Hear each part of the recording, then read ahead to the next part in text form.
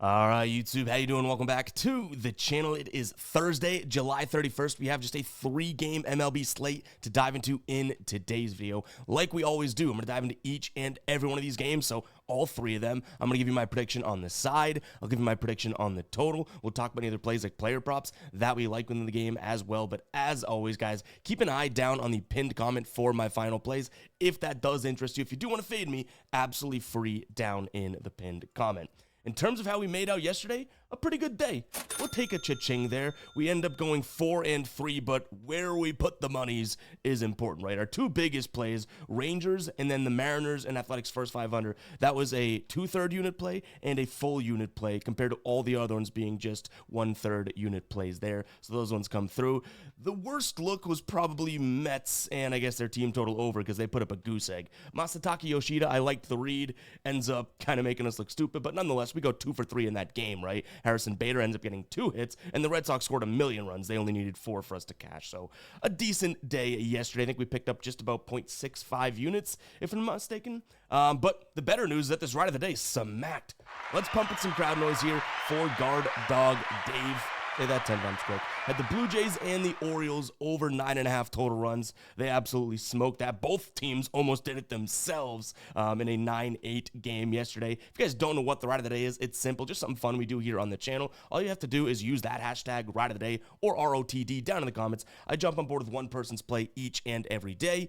Give you a shout out in the next video, win or loss. If you win, we continue to roll and ride with your plays. You're on the tracker. Everyone can see it. If you do lose, you get the shout out, but you got to face the womp womp on the soundboard. So enter at your own risk there with that hashtag ride of the day or ROTD down in the comments. Even though we're riding with Dave because he hit yesterday, it's still worth putting those ride of the days down in the comments because you're helping out a ton of other people find plays for the day. And Dave's kind of in a peculiar situation now. Only 3 games to choose from.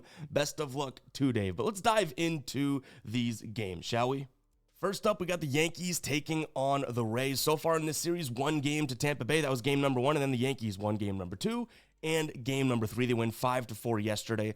On the bump today for the Yankees is going to be Marcus Stroman. I don't know how much we want to trust him. He hasn't been terrible, realistically, since his I guess you'd say his most recent, 4 or 5 starts. He hasn't been all that tremendous. Worst start being his last start, but prior to that, he pitched 6 innings against Atlanta, just 1 earned. On the other side of things is going to be Ryan Pepio, who had a really good outing against Cincinnati Reds. I think that was in Cincinnati too, which is a tough pitcher's ballpark, right? 6 innings pitched, 0 earned, 6 strikeouts. Now, he did walk 4 guys in that one, so maybe not the best control there. I would still say that Pepio has the advantage over this, Marcus Stroman outing here. Now, Marcus Stroman's going to throw the sinker. He's going to throw the curve. Those aren't exactly pitches that this this Tampa Bay team loves to hit. That being said, both of these bullpens are fairly cooked. So I do think that I ultimately end up saying, okay, well, maybe the Rays kind of even this one out and they go 2-2 in this series. But the over is also something that I'm considering. You had 5 guys go actually 6 guys, I think, pitch out of the Rays bullpen yesterday. A couple of them have pitched 2 straight nights. The other ones had pitched 2 of the last 3. And then you also had Williams go for the Yankees 2 days in a row. Luke Weaver pitched 2 of the last 3. Hill 2 of the last 3. You also had, I think, Hedrick 2 of the last 3. So a decent amount of arms went in the bullpen. So though I think both pitchers could be okay, and okay doesn't always lead to an over, I think the longer this game goes and the later we get, we might see some runs given up by the bullpen. So that's kind of why I like the over. I say Rays first 5 actually, and specifically first 5 because of that bullpen issue, right? If Pepio I do deem has somewhat of an advantage here over Stroman, just isolate me to the first 5. He's going to throw a ton of fastballs. He's going to make up 43.2% of his pitch mix. The Yankees, yes, their offense is pretty good. Second to last at hitting the fastball last 30 days in terms of runs above average. And then I also take a peek at Giancarlo Stanton over 0.5 hits. Pretty much because of the pitch mix. The changeup is Pepio's next pitch. That's not going to be all that great for Stanton. But the fastball, I just mentioned how the Yankees struggle with the fastball. He's one of, I believe, Rosario, who's a new Yankee, the only one that has a better last 30-day runs above average against the fastball in terms of batting it. So I like the idea of Stanton against a righty as well as him going up against that fastball. For him to get a hit at -140 seems like a decent spot to potentially take a peek. All right, moving on, Cincinnati taking on Atlanta. We almost rolled with Cincinnati yesterday, which I'm kind of kicking myself for not doing. We could have gotten them at plus, I think, 156. They closed at plus 145-ish, and they ended up beating the Dodgers there, right? So woulda, coulda, shoulda. Can't brag or take a victory lap. We didn't even take it, right? This one, I think we look right back at this Cincinnati squad. You can still snag them in the minus 150s, which is probably where you'd look. Actually, minus 140 over on Novig.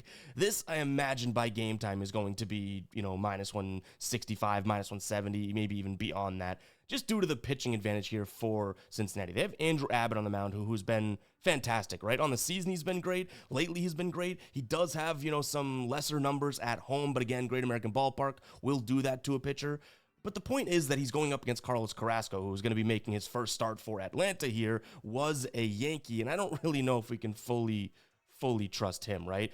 He has started, I believe, a couple games this year, but in 8 appearances, he's got a 5.91 ERA with a 1.5 whip. Nothing all that special. He's going to throw a lot of sliders and sinkers, which I guess you can make the argument would be good pitches against the Cincinnati squad, but again, it's the comparison to Andrew Abbott where I do think that this Reds team has a major advantage. Now, you could kind of go into the bullpens and be like, well, the Cincinnati bullpen has definitely had their struggles, and they've had a lot of arms go lately, but, I don't necessarily know that you can't just say the same thing about Atlanta, right? So even if you want to say, okay, well, the bullpens could get a little bit dicey, I still think ultimately the Reds are kind of just neck and neck with them at the very worst. So for me, it's going to be Reds some way, shape, or form. Maybe jumping on this early is better sooner rather than later. And I also like their team total over. Like I said, I think they can get to Carrasco. And I also think that if, they get to the bullpen and whatnot, I think that they'll still be able to score some runs late. Now, I also don't mind the idea of Sean Murphy here under 1.5 hits, runs, and RBIs. So he hasn't been batting lefties all that well in the season. I will say he's been a lot better as of late. 217 average on the season, but I think it's 286 in the last 30 days. But still, this comes down to the pitch mix a little bit more for me. So he's going to see the fastball, the changeup, the curveball.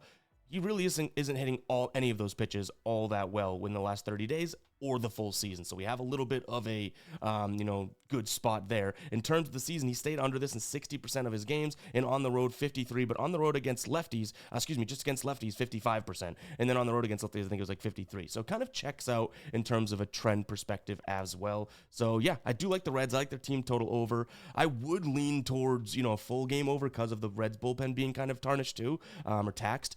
But I don't know if these Atlanta bats are fully going to be, able to get to Abbott in the early innings. But I also like Murphy, like I said, and that under. Let's move on to the last game.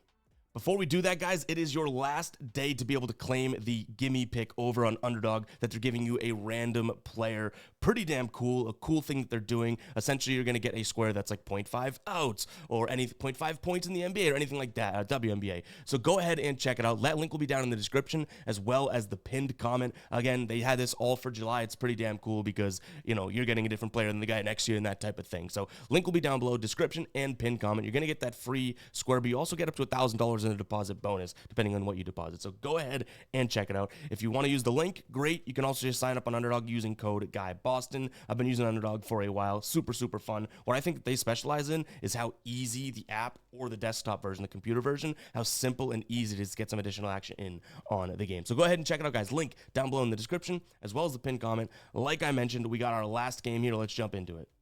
Seattle taking on Texas. On the mound for Seattle is going to be George Kirby going up against Kumar Rocker here for Texas. Seattle coming off of a losing series against the Athletics. They've now lost 3 of their last 4 games, whereas Texas is playing some good baseball. They did lose against the Angels in terms of their series, but they've won 7 of their last 10 games. I would say that this is probably a spot for Texas just because of the price. I don't know how much I want to sit there and trust Kumar Rocker, though. That's ultimately where you might lose me, right? He has been okay, but almost like okay at best. Whereas George Kirby, I do think at some point is going to kind of round into form as the George Kirby that we know. So I could see someone liking Seattle today. I just don't know if I'd ever agree with that price tag at nearly minus 160, right? So if you can snag Texas at decent odds right now, I think plus 140 is the best you're getting. Plus 158 on ProfitX right now. That might be the spot to look at, but I also don't mind the idea of a first 5 under. I think Rocker can be serviceable against the Seattle offense that definitely has has been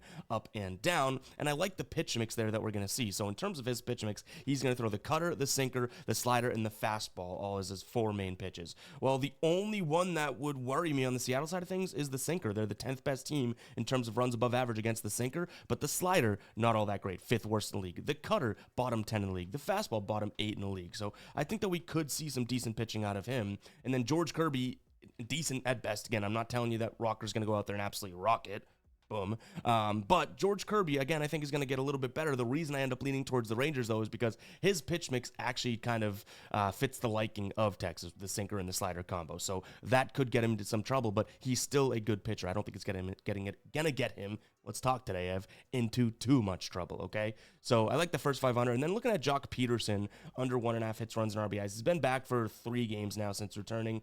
He's yet to get a hit or anything. He's literally, in his last 3 games, batting 0. And him against righties on the year, 126 average, WRC plus down to 32.4. George Kirby is a little worse. His average jumps 22 points against left-handed bats, but I don't think Peterson is in the flow as of right now. The fastball is a pitch that he hits well, but if he gets the slider, he could struggle against it, the sinker as well. So we'll see. Again, kind of recent, like at some point Peterson probably will hit. He went on that little spurt before going out, so we'll see. That is also a slight lean there, though. But if I had to say anything, it's probably first 5 and Peterson as my main looks. And then value play-wise, if you do want to sprinkle on something, that's where the Rangers would come in, because at plus nearly 160, seems like you can't really beat that price for a game that I think is more 50-50 than people would imagine. But guys, it's going to wrap it up for today's show. A short one because we only had 3 games. Really do appreciate you tuning in. If you made it this far in the video, go ahead and comment 11 down below. Like I said, appreciate you. We're having a decent MLB little run right now. Hopefully we can keep this thing going into August.